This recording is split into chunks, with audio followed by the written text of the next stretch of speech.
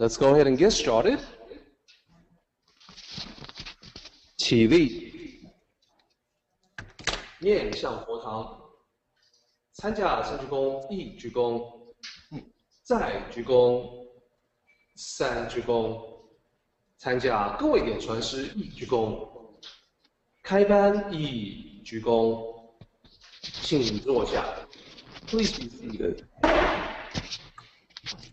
All right. Time for another great meeting. I'm going to go on mute. All righty, I'm going to go ahead and bring my laptop speakers down to nothing here. Could I ask you to, yeah, there we go. That way we won't get a lot of clip and feedback and what have you. Anyway, so much for the technical adjustments. Good morning or afternoon or evening, wherever you happen to be at the moment. It's yet time for another iteration of the Sunday Tao Study Group, and it is a wonderful day to be here. We're overcast in Indianapolis today. It's about 50 degrees outside, which is a significant step up from 20 degrees. It's just a couple of weeks away from Christmas, and normally it's pretty doggone cold here. So having a 50-degree day is an awful nice little respite from the normal winter conditions. But no matter where we are or what we're doing, any day that we're able to wake up and participate in the day, it's a good day to be alive. This week I want to chat just a bit about a couple of our favorite portions of the human condition, if you will. Things that we wind up enmeshed in despite our best efforts. Those being the topics, as you can see, of exhaustion and frustration, and then on perseverance. By our very nature, the fact that we're human beings, we are the species that is most known for setting goals, making plans, setting things out in the future before ourselves to be accomplished, and then attempting to accomplish those things.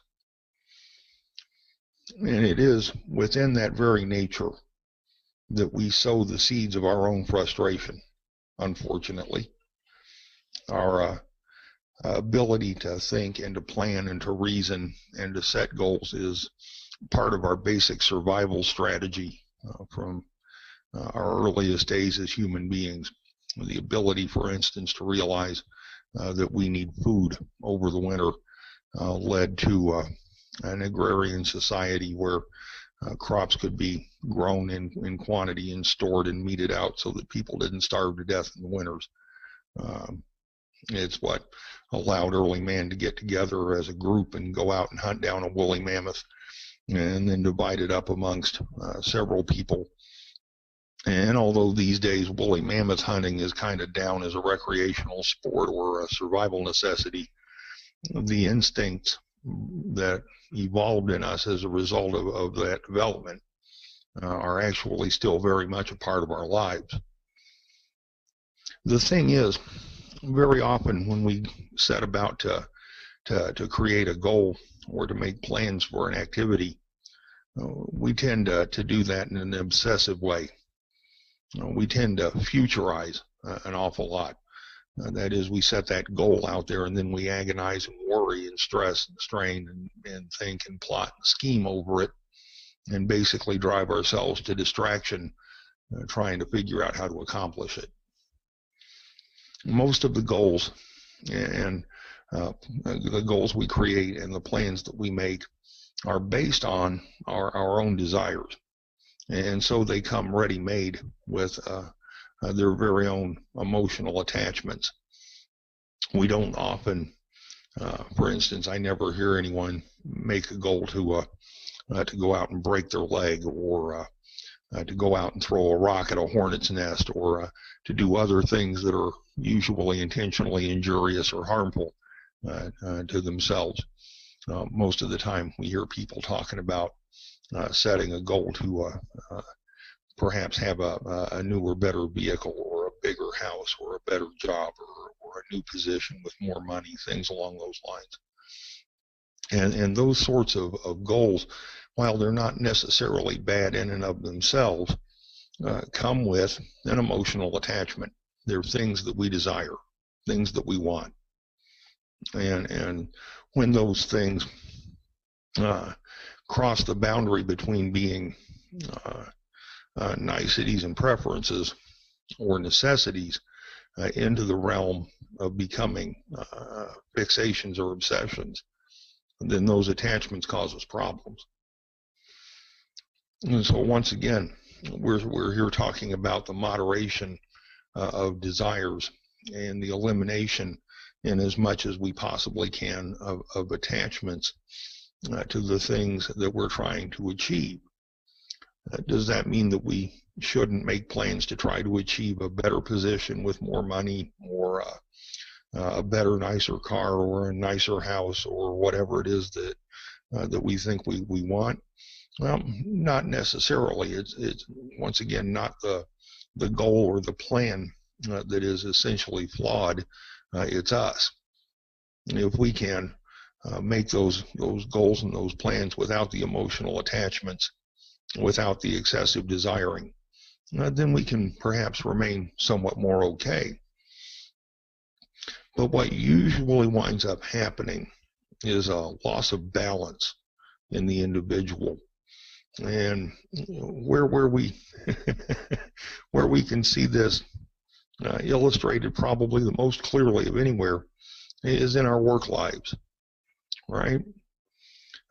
In fact, there's a project going on where I work at Simon here in Indianapolis to convert a particular set of information from a third-party vendor to an in-house hosted application. And the technology actually is really pretty cool.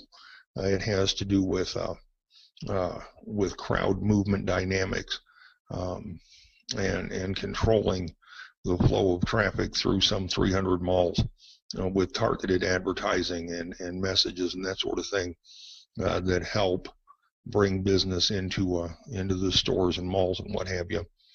And while I don't necessarily agree with attempting to artificially control the thoughts and whims of people, I have to concede the technology is pretty neat.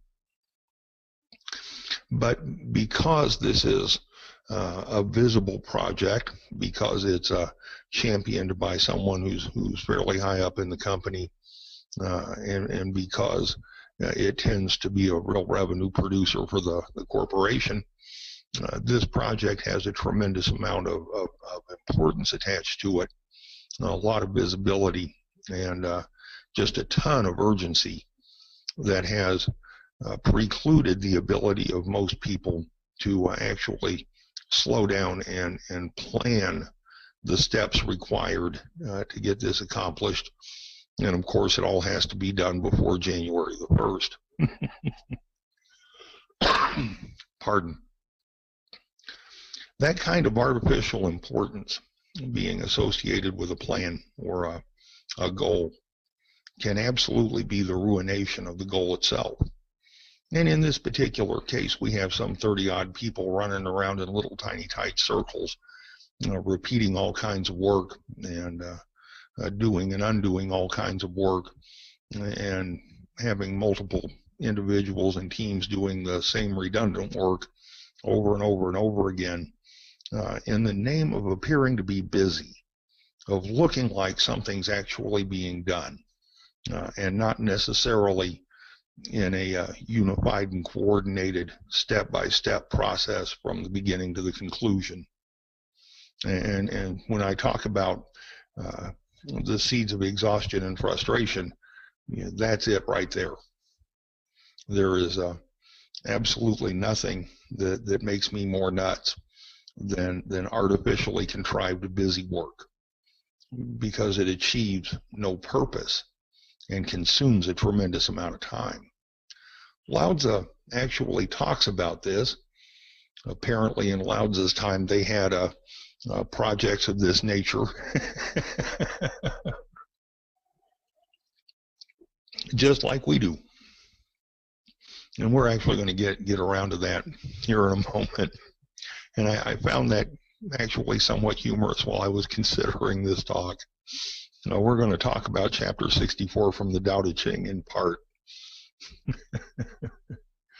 The other thing is, while we're getting frustrated at these projects, at these activities, these goals, and we're also sowing the seeds of our own burnout, our own exhaustion. And true to form, Friday night I worked until about 1 o'clock Saturday morning, making sure that I had one of the back-end servers that they just had to have up and running, so that come Monday morning they wouldn't look at my boss and say that our group was the reason why they weren't making progress. Now, my part of that was done to a carefully constructed plan with a very finite number of steps and a particular procedure that I've utilized for about 20 years worth of experience, so that when I started the project, I knew where the end was going to be and what the result was going to be before I ever started. And step by step by step by step, that server came into being just exactly the way that it should have, because of that experience. But very often what happens is way too much effort with way too little thought applied to it. And when that occurs, people run off in 100 different directions and start doing what it is they think they ought to do, perhaps without really understanding what it is that's required to get the job done. With a little extra care and planning on the front end, the back end could have been much more successful. But very typically, we wind up close to the end of a project or an activity and figure out that we've forgotten something important. Perhaps something that sends us all the way back to the beginning to start over, because we didn't think it through, because we didn't break the task down into its simplest constituent components and then execute from there up. Now, for one who's inexperienced, someone who's not perhaps tried something before, and in the Tao teachings there are tons of those things where there's a first time to try to apply the teachings, to try to figure out how to make the teachings work. And heaven knows I've fallen over every rock and tripped into every hole one can possibly run into down the path. I've walked into every tree face first that you can hit. Wound up in quicksand, all the metaphors for being slowed down, abrogated, or just plain stopped in my tracks while I've been trying to learn to do these things. But I'm a fairly quick learner, and I learned real early on to apply the same kind of rigor to learning to apply the teachings that I do to bringing up a database server or whatever. And so I altered the way that I do things so that I put a little more work onto the front end, a little more effort in thought and planning, and a little more care, and then try to follow a step-by-step approach to the conclusion. Part of that process, though, involves making mistakes. And this is the anathema of modern corporate culture. There's no room for error or mistakes. There's no room to fall down. There's no forgiveness. That artificial sense of urgency, that push from the top down to achieve, to accomplish, to get things done, to be busy, whether we're being productive or not, can be extreme. And we lose sight of the fact that we are people. We are not yet deities, and therefore we're not omniscient, and therefore we make mistakes. Making mistakes are the things that bring us back to various earlier steps in the activities to start over and get it right. And a lot of people see those things as being disastrous or calamitous or at least undesirable.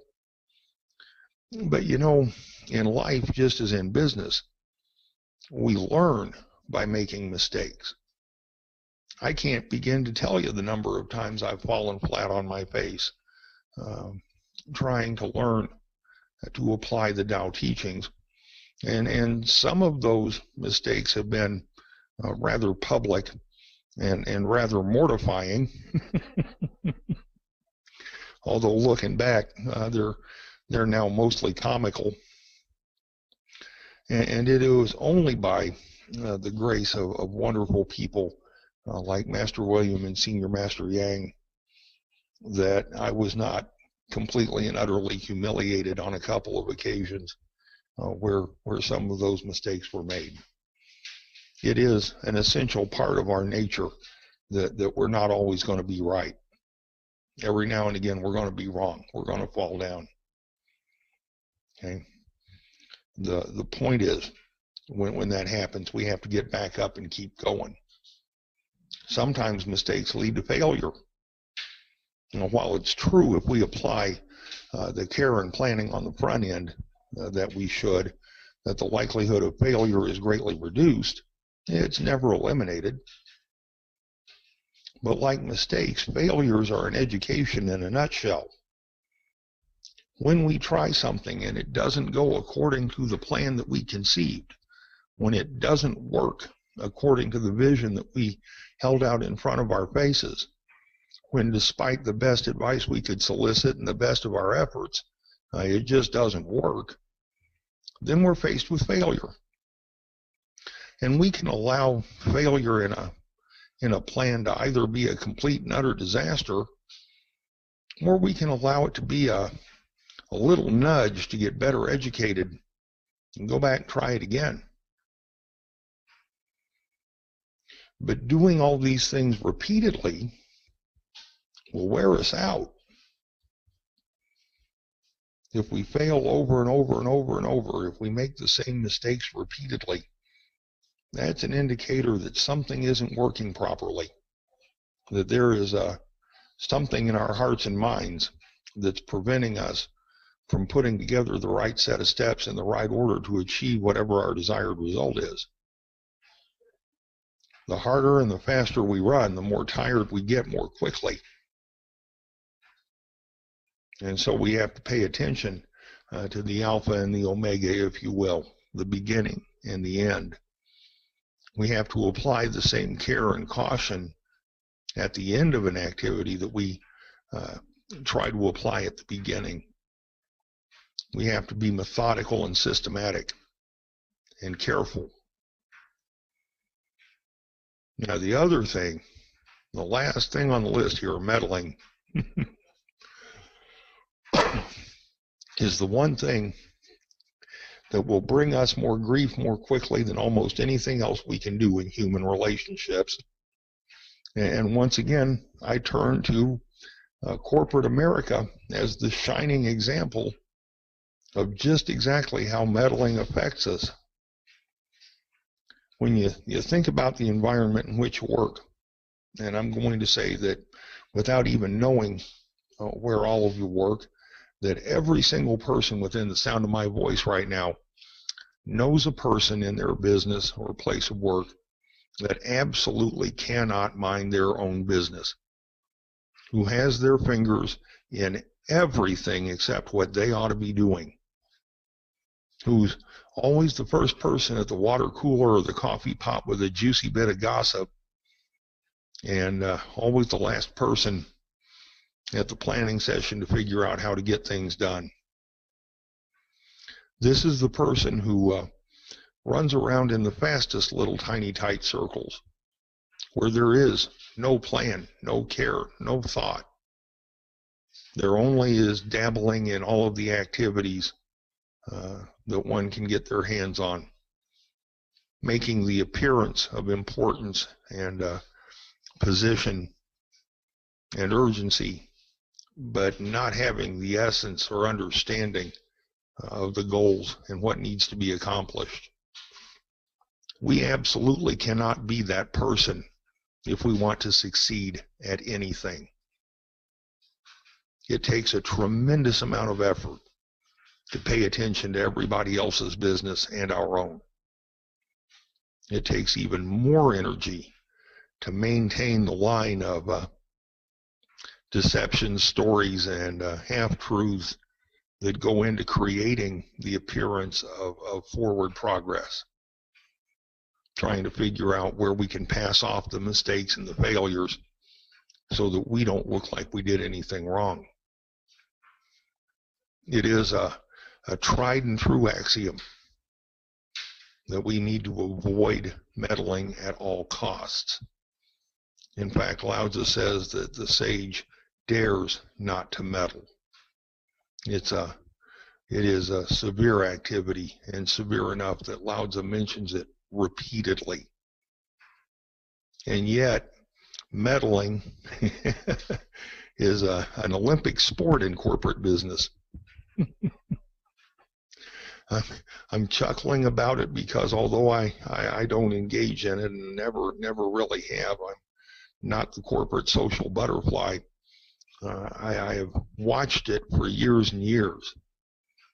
And to watch it, it's funny until it lands on your desk. And every now and again one does, but that's okay. But to be embroiled in it is draining and tiring and a tremendous amount of mental work that one can absolutely avoid simply by refusing to participate. So what's Lao Tzu have to say about all of this? Well, this is a partial rendering of chapter 64. Lao Tzu says that a tree thick enough to embrace grows from a tiny sapling, that a tower of 9 levels starts from a dirt heap, that a journey of 1,000 miles begins beneath the feet. What he's saying here is that when something's small or simple, it's easier to deal with. That when you're standing there in front of the pile of dirt for your tower of 9 levels, in your hands you better have a good blueprint. You need to know the steps between the pile of dirt and the building. If you're going to take off on a long trip, it's going to start where you stand and end up where you're going. If you're smart, you're going to have a map in one hand that shows the direction you ought to go. And even with the appropriate amount of planning and the appropriate amount of care and effort, timing is still everything, and time is important. There are some things that cannot be made to go faster than they will go. The tree that becomes thick enough to embrace does not become that thick in a day or a week or a month. 5 years, 20 years, 50 years. If it's an oak tree, 100 years. Then it's big enough to embrace. Until then, it's small enough to bend over. And we can't lose sight of that. We all have time to spend, but we don't have time to waste. This is what Lao Tzu is saying. When it's small, when it's simple, when it can be broken down into constituent tasks or items, it can be dealt with a little bit at a time. Lao Tzu goes on to say that people in handling affairs often come close to completion and fail. That if they are as careful in the end as they are in the beginning, they would have no failure. This is the corporate meddler. When we scurry about our business, hurrying to complete activities and projects and all sorts of stuff, we intrinsically abandon the care and the caution required to complete the activity correctly, no matter what it is. The harder and faster we run, the more quickly we tire, the less careful we become. It is a matter of mental discipline to restrain ourselves from looking at the 6 inches we have left to go to get to the end and then running like crazy to get there, rather than continuing to apply that systematic, methodical process of step-by-step progress. Lao Tzu says the one who meddles will fail, the one who grasps will lose. Therefore the sages do not meddle and thus do not fail. They do not grasp and thus do not lose. Okay, this is the descriptor for that common ailment in society. By grasping onto whatever it is we're doing, we're creating the attachment, we're creating the desire, we're creating the vested interest in the outcome. By meddling, we simply divert our attention to everything but what we should be doing. Therefore, if we meddle, we will fail. And if we attach ourselves too much to the outcome, we'll lose. If we're attached to the outcome of an activity, between us and the end of that activity is a ravine that's 100 miles wide and 100 miles deep, and we're looking across that chasm, trying to figure out how we're going to get from where we are on this side to where we want to be on that side. And it skews our thoughts. It colors the way we think. And we're no longer clear. In my mind, if I'm looking at something that's that wide and that deep, I want to know step by step how I'm going to get to the other side. Lao-Tzu also says that therefore the sages desire not to desire. They do not value goods that are hard to acquire. They learn to unlearn, to redeem the fault of the people, to assist the nature of all things, without daring to meddle. What does it mean to assist the nature of all things? To redeem the fault of the people. We all have an intrinsic true nature. If anybody can't hear me, please send me a message or something.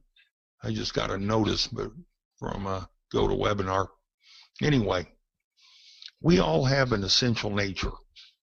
Every single living thing on this planet has an essential nature. We have a true self within us, that Buddha nature we talk about. When we allow our ego self to desire, to covet after the things that are difficult to obtain, when we allow our ego self to push us into meddling or into minding everyone else's business but our own, we supplant or circumvent that essential nature. We deny that true self, and then we're in trouble.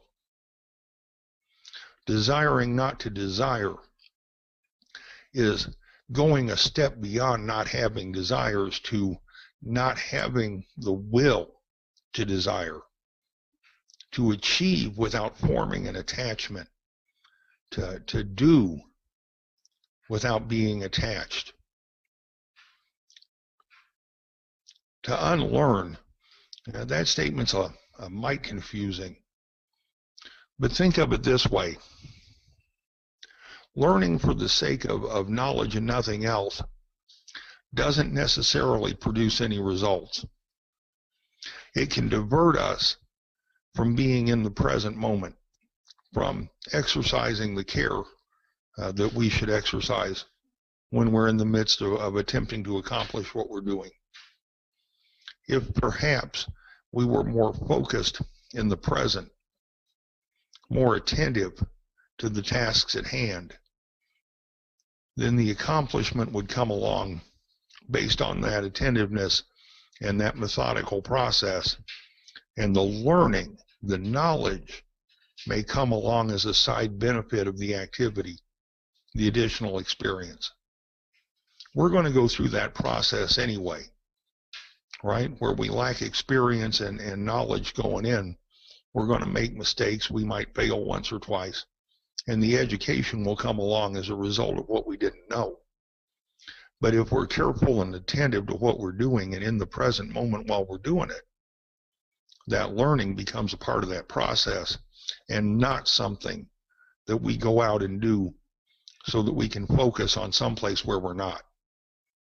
Now, am I saying that we shouldn't get an education so that we can actually become contributing members of society? Absolutely not.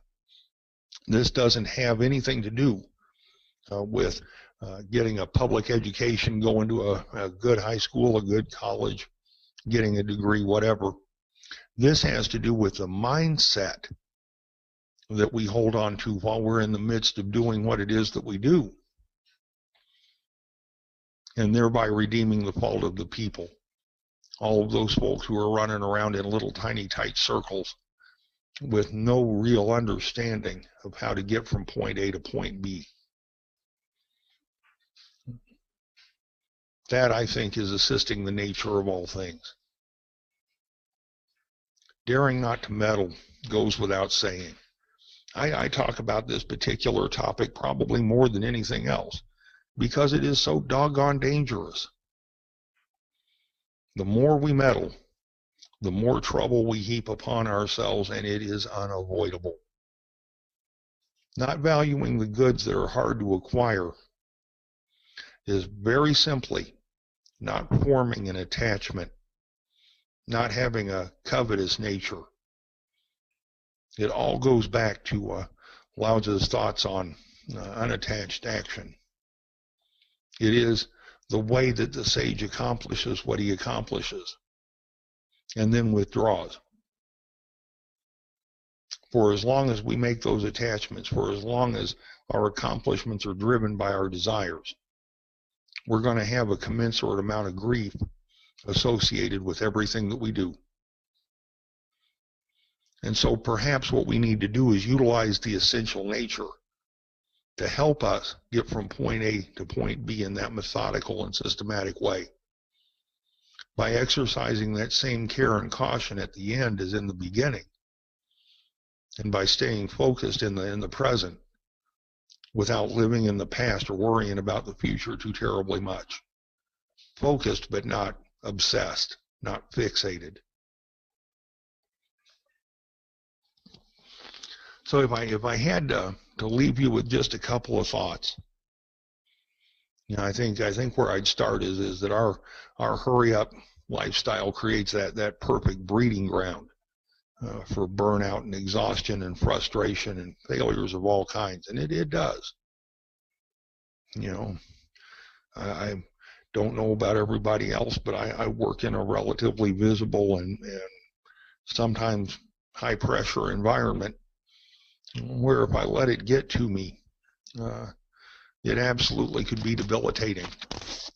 And I don't think that's uncommon. I think no matter where you are, no matter what you do, a certain amount of that pressure and that urgency exists. But we have to know within our own hearts and minds what it is that we're going to do and how we're going to do it. I'd say that our own desires and attachments sow the seeds of our frustration and our failure. And that if we're not careful, those desires and attachments will continue to give us grief and pain for a long time because they're insidious and they're sneaky. We see those things as beneficial and good, as being the essentialities of the future, and not necessarily realizing the level of attachment and desire that go along with them. I would say that by adhering to our essential true nature, that natural flow of the Tao, that anything can be accomplished. Lao Tzu doesn't ever talk about the sage falling short at anything, but he talks very much about how the sage accomplishes what they accomplish. And I'd also say, and I'm absolutely convinced this is the truth, that everything in life is a matter of step-by-step steady progress. There is no way to shortcut or circumvent the process. And the sooner we learn that, the sooner we can get on about the business of making real forward progress. It is always better to utilize the small and simple to accomplish the large and difficult. That's just the way it is. And it doesn't make any difference what the endeavor is. There are always a certain number of constituent tasks that make up a larger goal. The cool thing is that works in virtually every endeavor in life. And so once we learn it, it can be applied over and over and over. Thank you all very much for letting me share with you. And I sure hope anything or something I said was useful to somebody. Have a great week.